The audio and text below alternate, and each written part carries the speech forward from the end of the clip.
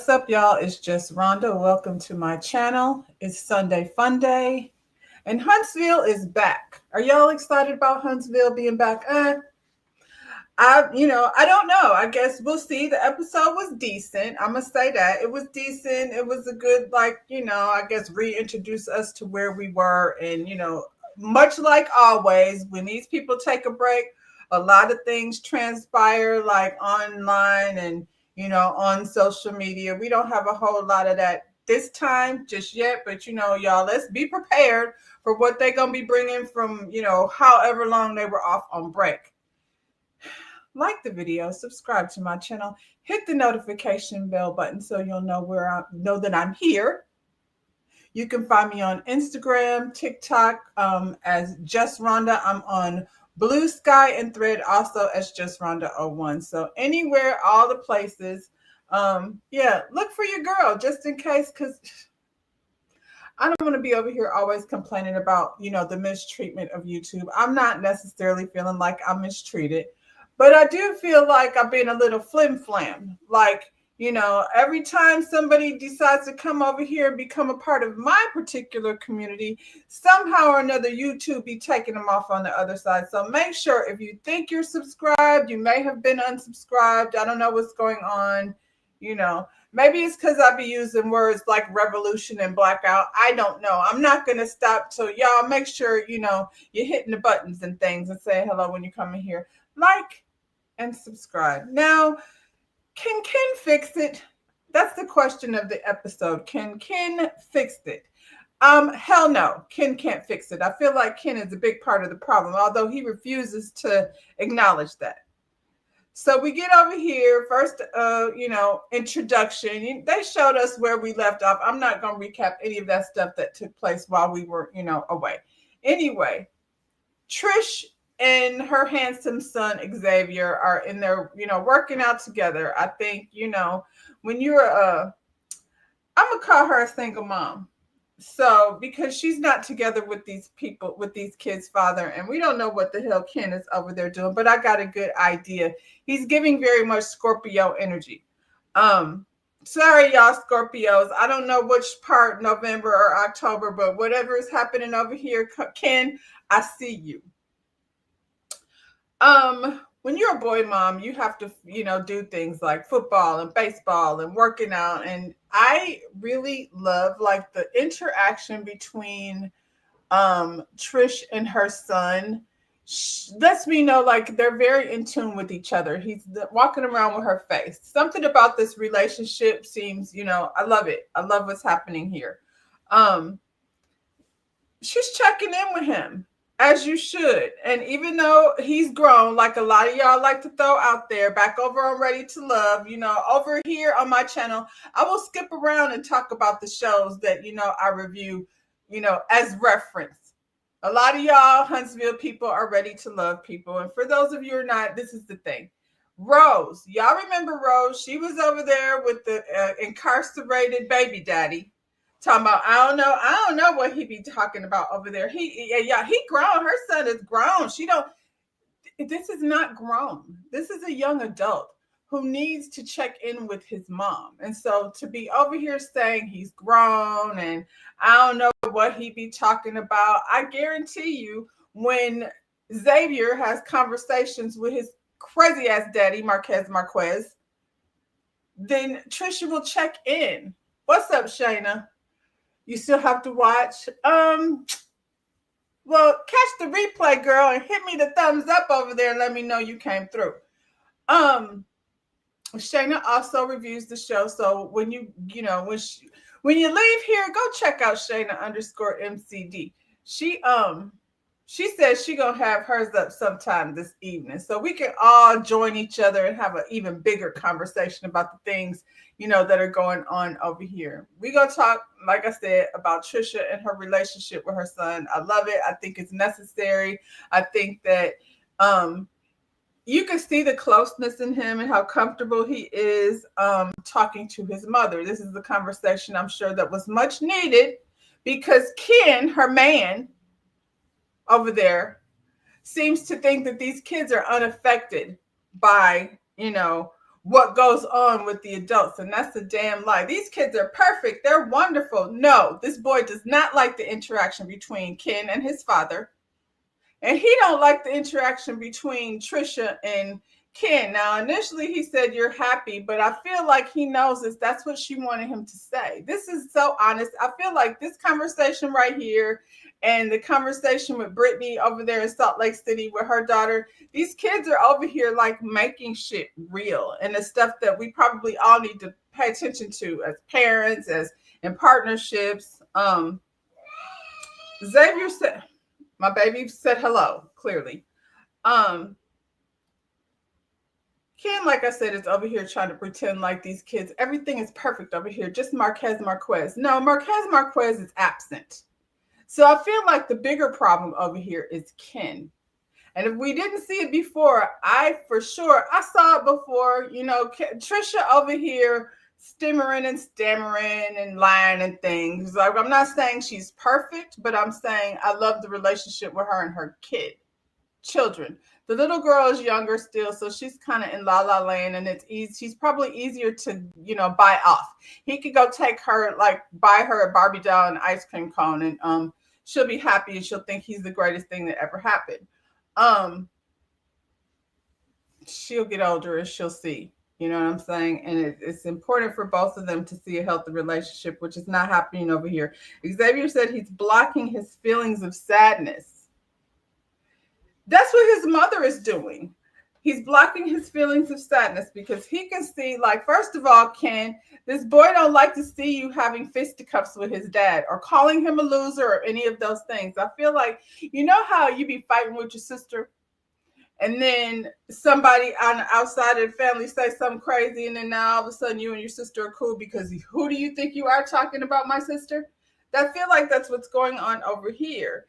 Xavier can feel a way about his father. I don't know that it's necessarily negative. I don't think that Marquez Marquez, as crazy as it is, has a bad relationship with his kids either.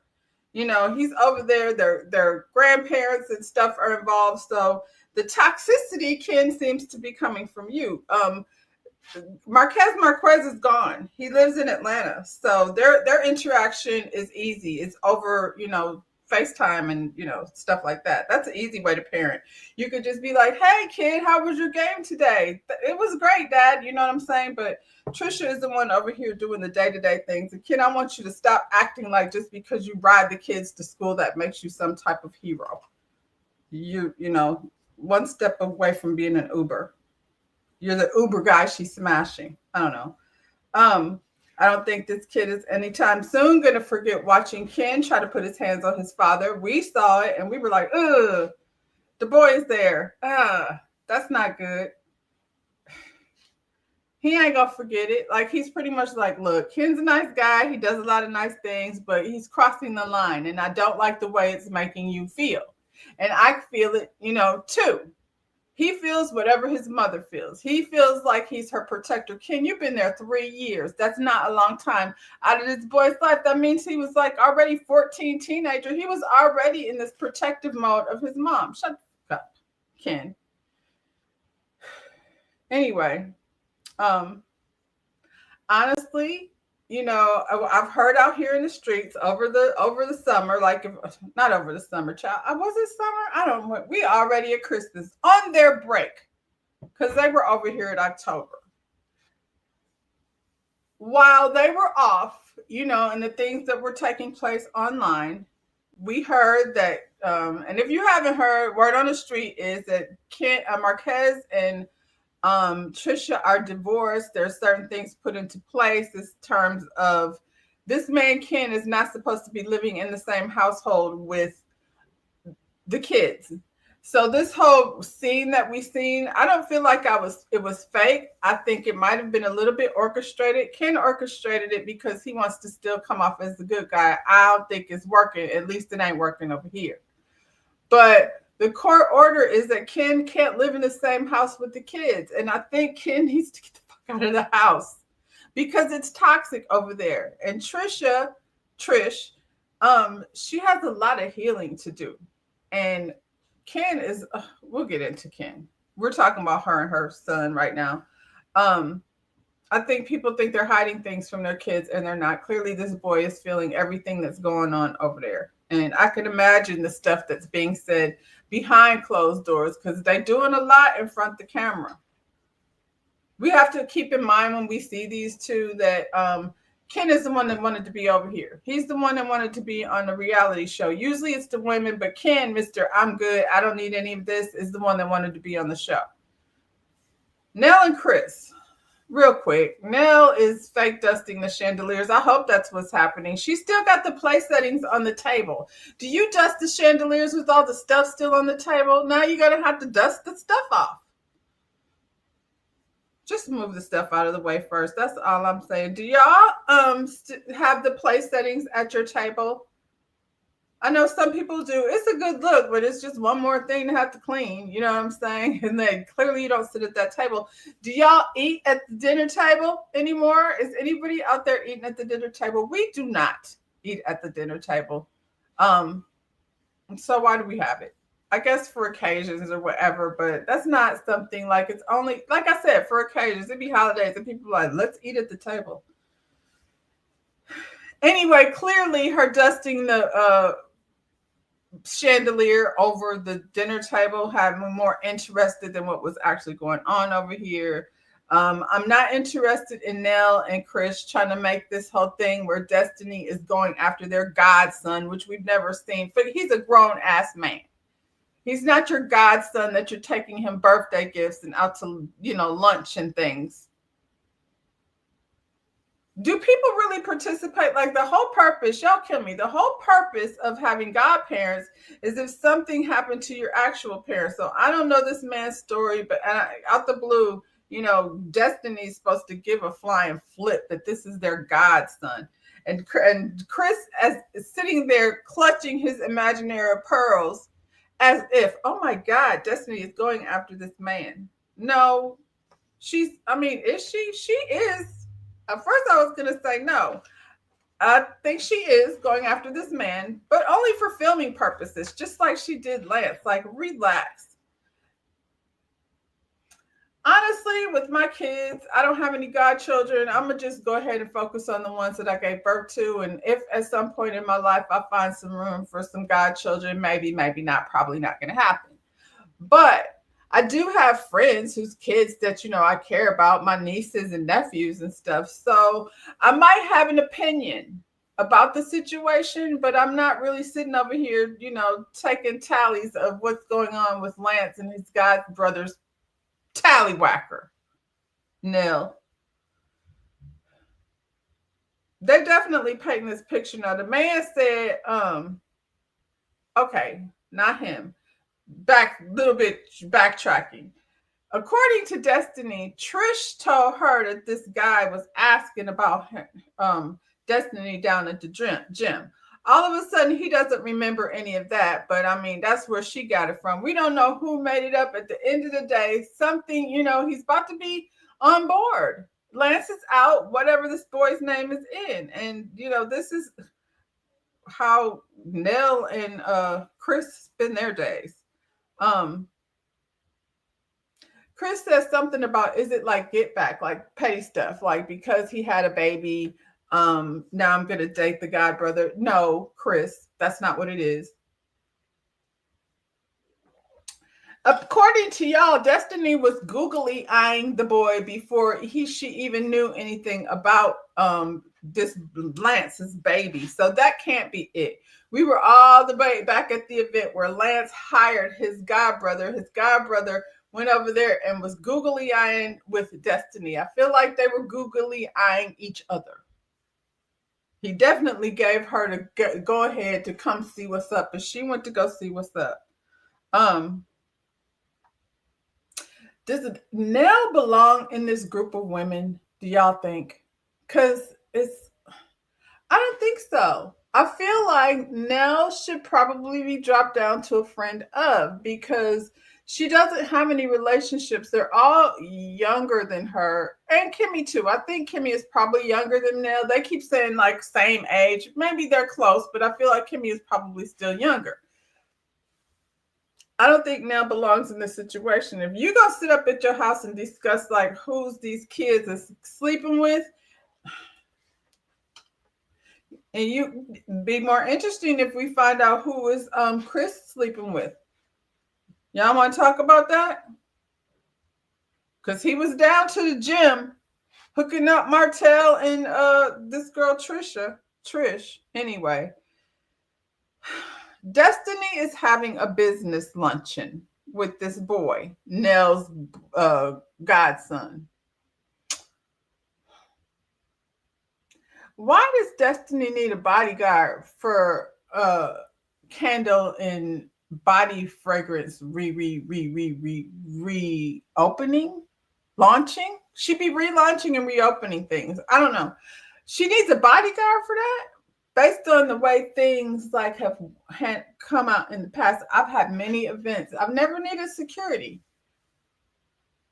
I mean, I guess depending on where you having it at or something, like if you're having it at a club, then security's already provided for you. But it's a candle launch and a beauty supply store. What do you need security for? Guard your body. She kept on saying that. I don't know. I think this could have been a phone call, Destiny. If you were really trying to hire this man for an event, are you having an event or are you just going to walk around with a bodyguard? She's still trying to be like Melanie or Cherie has a bodyguard because Martell is crazy and unhinged. So for her very own safety, based on the way your best friend be behaving, she needs security. You need nothing. I don't think that man that you were married to really gives a shit what you're doing over there. Long as it don't involve his money, his kid.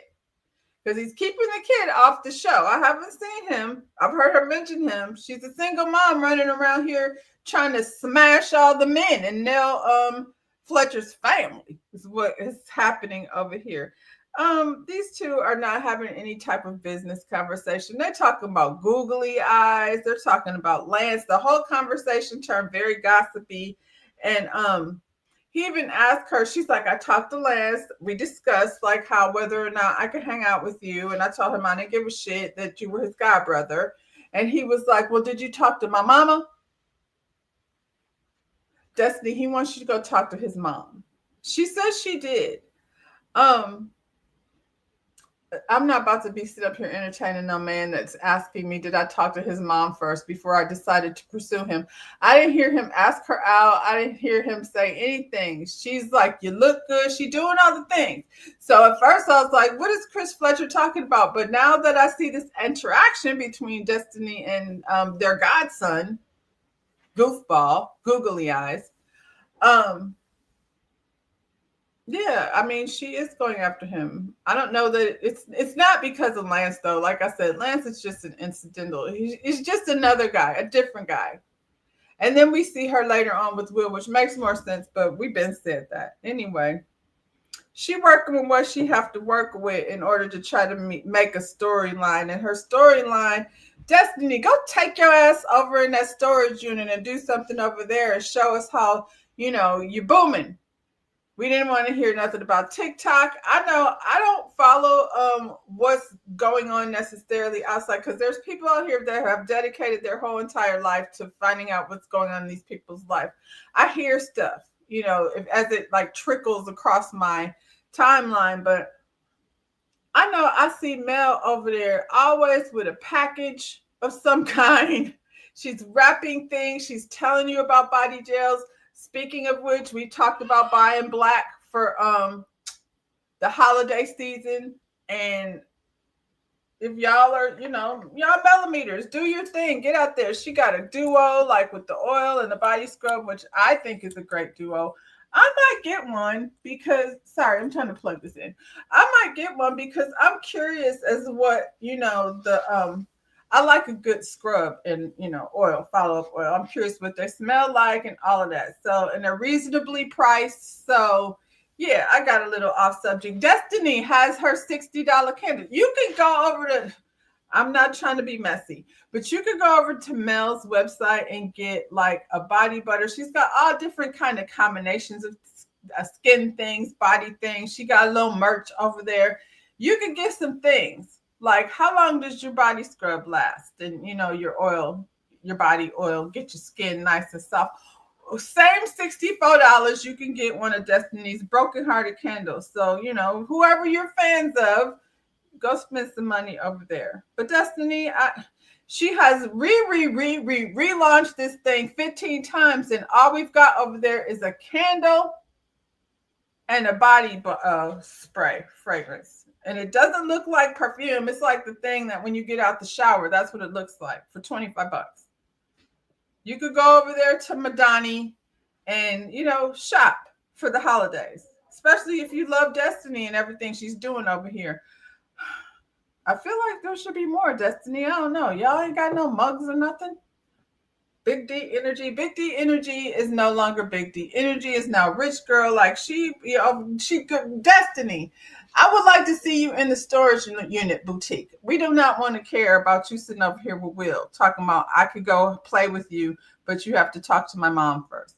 Ken and Trisha have a talk, and it was so uncomfortable to watch because I don't know.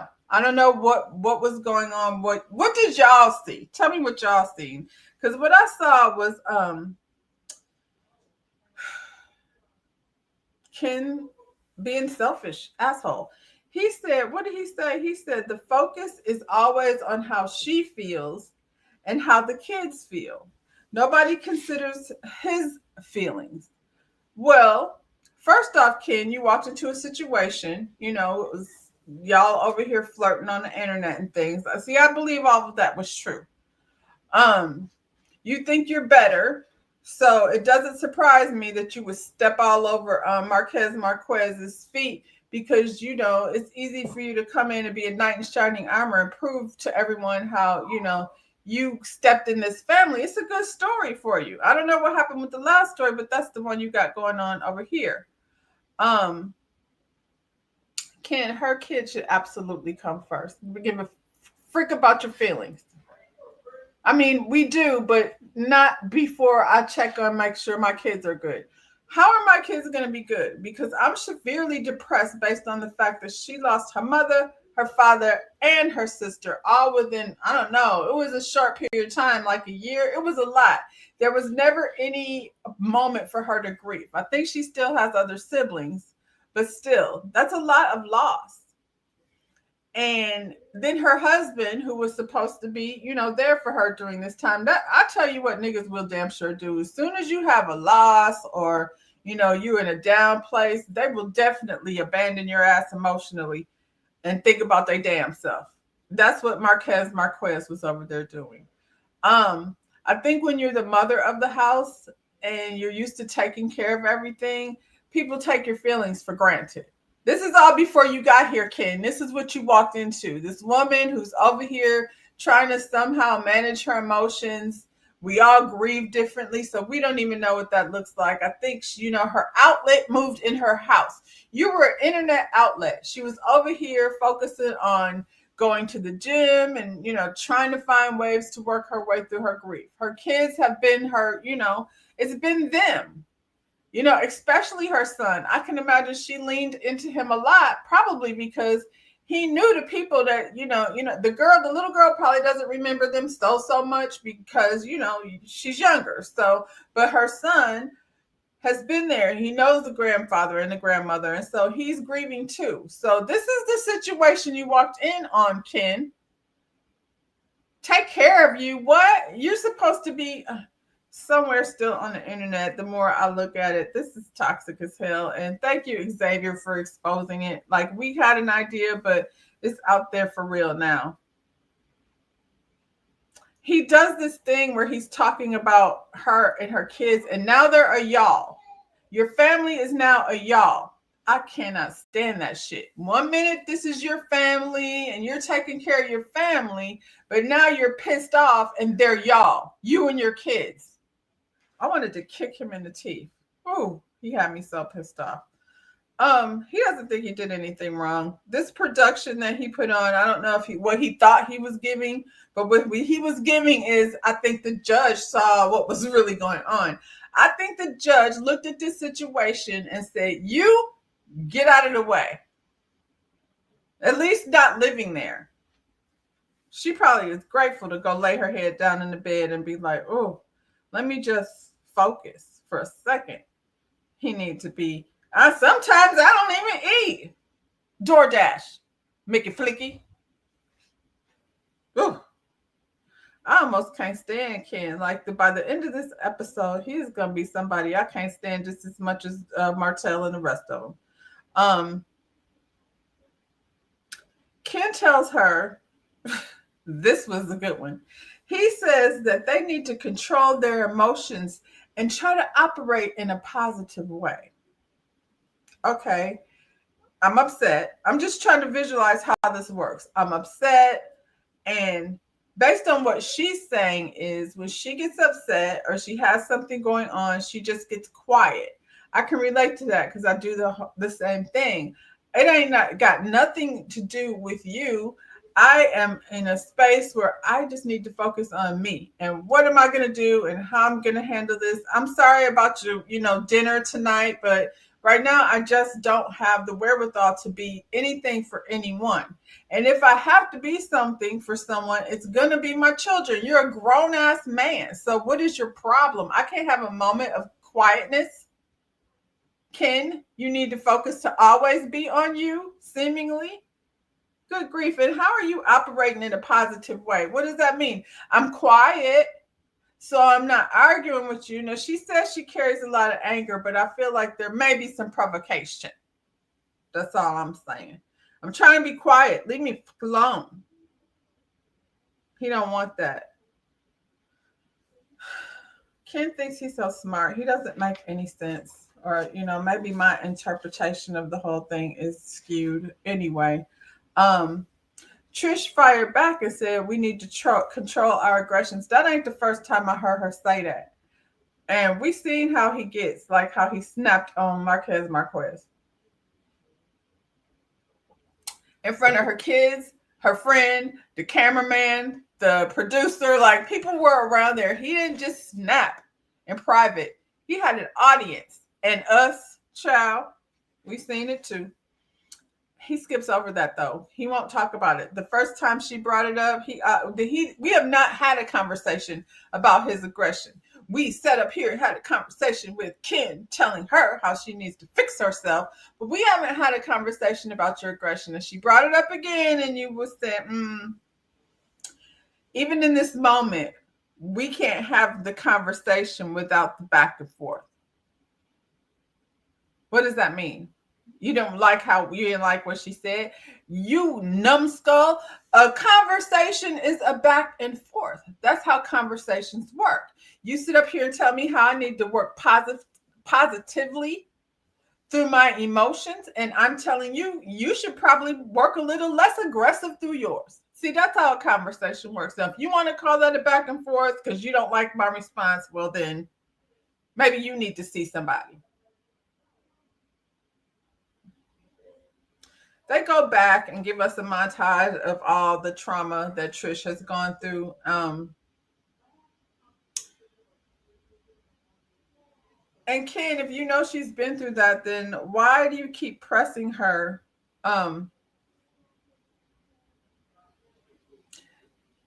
emotionally? I feel like you're asking, and I'm not saying it's all on him, but just based on this interaction between the two of them, you entered yourself into a relationship with someone who hasn't dealt with their trauma. And you ain't no therapist.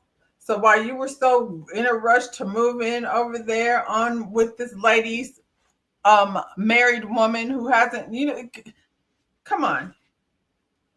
Ain't no sympathy for Ken over here. For as far as I'm concerned, he's become just another trauma because now she's trying to navigate making sure his little sensitive feelings are taken care of. He gets all his, proteins and things. Good grief. He said he wants her to get therapy. I think we all want her to get therapy. That's a lot to go through without someone to talk to objectively, someone that's not requiring anything of you and allowing you to just get it all out. The same thing with Selena over there on Bell Collective, like her holding on. She need to go speak to somebody that's going to help her like start to release all of that. Because, you can't live your life if it's still so much there that you're carrying around with you. We don't care about you suffering and not getting nothing to eat, Kim. We want her to get therapy, though, just because, we know she needs it. So, Nell and Chris and Lance and Martell, this was kind of silly to me. I'm not going to spend too much time here. They met up at the daycare center because that's what Martell has to do in order to film. He has to find places to meet up at. I don't know why. Did he live at Ariane's house? Is that why he's trying to go ahead and call the investment property hers? And Nell was like, so you're basically not going to make any money off of it? Nah, I'm going to stop paying rent. I'm not sure he was paying her rent over there at that apartment. Maybe, maybe not. I don't know. He don't seem like the kind to be tricking. I feel like maybe he helps her out from time to time, but now that he's walking around calling her his woman, now he feels like responsible. And she's not a go-getter. She doesn't actually bring anything to the table besides another child. So, there won't be no monies and things and conferences and all the things that Mel was over there doing, hustling. She won't be down to the TikTok, your girl, your new woman, selling any types of products. Website functions. You know how you go to these websites and like Sherelle, what's her name? Sheree, your other girl was over there crashing websites with no merchandise down to Shein. That's not what happens. I haven't heard any complaints about, people getting their product or any of that. She's running a legitimate business. And I feel like when they were like, why don't you get a warehouse? And she was like, nah, I'm not about to bite off more than I can chew. I'm going to carry on, in a way that I can handle it. So now he got to figure out a way to make friends. He came over here to say, I made friends with Martell, which he really didn't. They just had a conversation and it felt like it was more like, we just going to agree to disagree. I don't know what he thought was happening over there, but he feels like he went over there, maybe set Marcel straight a little bit, let him know that, listen, we need to get Tisha on board so that I can bring Ariane around. And I don't see that happening. I don't even think Marcel wants that. He can just sit back and be like, yeah, nah, Tisha said, nah, she ain't doing it. He said they're okay. And since they're okay, the Fletchers are going to plan a game night so we can all get together. And Destiny, you might want to bring your security. She brought security, but it wasn't Nell's godson. I don't blame her. That's the one I would have been trying to get with in the first place. He's a grown-ass man. Now, I don't know what goes down over at that wicked barbershop, but clearly not the haircut he needs. And I like Will. They ain't hanging out with Ariane Martell, so just cut it. He's been through this whole season trying to sell this girl to us. We barely want any of y'all. So yeah, I changed my mind. Any inkling that I said in the past about her coming over here, I've changed my mind. Trish goes to see Dr. Francis, and man, Dr. Francis is probably one of the best things about this show. She was, of course, very nervous, and she was giving her nervous energy, and he called her out like, you're nervous. And she, yes, I am. She's dreading this conversation, but it's a much needed conversation. Probably gonna make her acknowledge and realize things that she didn't realize before. I mean, I guess that's the whole point. She says she's been an emotional roller coaster for 10 to 12 years since her parents, passed and everything. 10 to 12 years can mean this lady been carrying this baggage around long before you got in the picture. Whew. She said her father passed and he was her best friend. He was like the leader of the family and he's military. So, Dr. Francis was like, that don't always mean nice. That means, you keep order. And she said, yeah, he definitely did that. But obviously they all looked up to the father, who she says his behavior didn't match his words. He was a do as I say, not as I do parent. And I feel like a lot of us are, or at least have those types of moments where you're like, don't do this. And your kids absolutely pick up on your behaviors, not what you're saying. I'm really glad that Trisha is getting the therapy that she needs. Um, I would like to see more of this if they're going to be around. Like just her healing process, I think would be interesting as much as she needs to share. Hopefully, she'll continue. Because a lot of people will get in therapy for a minute and then dump it. I still think Ken should go. I don't know about forever, probably, but maybe Ken was just a stepping stone in your life to get to the next thing. Ciao. I'm afraid that he sat up there, gave this whole speech, pretending like his, main concern and priority was Trish getting therapy. When I feel like, hopefully, like I said, she'll stick with it even after this. But, and then get some therapy for her kids too, because there's trauma going on. Ken aside with the father, and like I said, the losses, her son, those are losses for him too. Um, I'm afraid Ken, though, will interfere in her progress if it doesn't align with his wants and needs.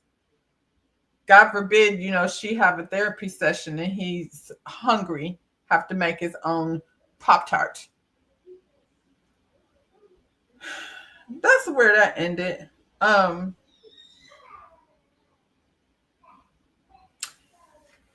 I don't know. Hopefully they'll carry on this conversation. Like I said, this was a decent episode. I wasn't mad at it. We here. I wasn't hating every second of it. I just don't know what it's gonna turn into. With the Bell Collective. Because most of y'all, follow Carlos King shows. The Bell Collective was a whole season of nonsense of what's her name? Tisha and Glenn creating drama that they've been creating since day one. So, you got to have new people and navigate new things. Martell, get him out of there. As much as he trying to bring Ariane over, get him the hell out. I'm not going to spend no more time talking about recasting this thing. Because that's, I'm guessing, not an easy job to do. Next week, Destiny shows up at game night with Will.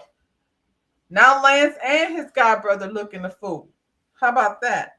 And Nell gets spicy with Kimmy. Child, Nell about to fuck around and find out. There's no other way to say that. She, that's why I said she don't really belong in this group. She was Mel's mentor or, older friend. I'm not going to call her a mentor, child, because that causes a lot of trouble. She was Mel's older friend. These ladies don't look at you the same way as Mel did. And now Mel is gone, and maybe you trying to be Destiny's other friend, but you all up in Destiny's business, and she not about to let you in there. So, Miss Nell, it ain't looking good for you, girl. That's it, y'all. What's time? It's 2:44. Ready to Love is tonight. I will be back at 7:00 that we can discuss the singles over in Detroit. Y'all like the video, subscribe to my channel. Huntsville is back, so I'll be here next Sunday at 2:00 to discuss these people over in Huntsville. See you when I see you. Bye, y'all.